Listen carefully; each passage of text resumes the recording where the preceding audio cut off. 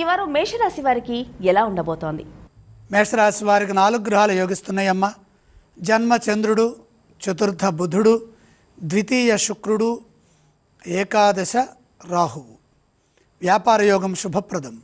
అనుకున్న లాభాలు గడించడానికి కాలం ఎంతగానో సహకరిస్తుంది. సృజనాత్మకతతో ఆలోచించి మంచి నిర్ణయాలు తీసుకోవాలి. నిర్ణయాలు తీసుకునే సందర్భంలో భవిష్యత్తుని దృష్టిలో పెట్టుకోవాలి.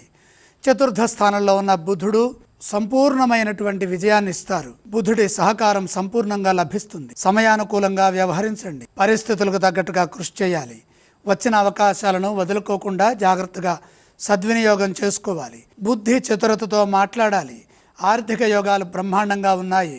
ధనరాశిలో ఉన్న స్వక్షేత్ర శుక్రయోగ బలము సంపూర్ణమైన విజయాన్ని ప్రసాదిస్తుంది. ఆర్థికంగా బలపడతారు. ఐశ్వర్యం వృద్ధి చెందుతుంది. నమ్మకంగా పనిచేస్తే ఏ ఇబ్బంది ఉండదు. ఉద్యోగంలో ఆత్మవిశ్వాసంతో పనిచేయడం మంచిది. సకాలంలో మీ కర్తవ్యాలను మీరు ఎప్పటికప్పుడు పూర్తి చేసుకోండి. శత్రుదోషం పొంచి ఉన్నది. వారు అవకాశం కోసం ఎదురు చూస్తూ ఉంటారు. కాబట్టి మిత్రభావంతో ముందుకు సాగండి.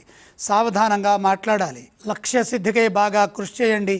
అప్పుడే అనుకున్నది దక్కుతుంది. శుభవార్త ఆనందాన్ని ఇస్తుంది. మేషరాశి వారు ఎటువంటి స్తోత్రాలను పఠించాలి? మేషరాశి వారు ఇష్టదేవతను స్మరించడం మంచిది. వారు ఏ ఆలయాన్ని సందర్శించాలంటారు? సూర్య నమస్కారం చేయటం ద్వారా, సూర్య దర్శనం చేయటం ద్వారా కలిసొస్తుంది. వారు ఎటువంటి దానాలు చేస్తే బాగుంటుంది గురుగారు?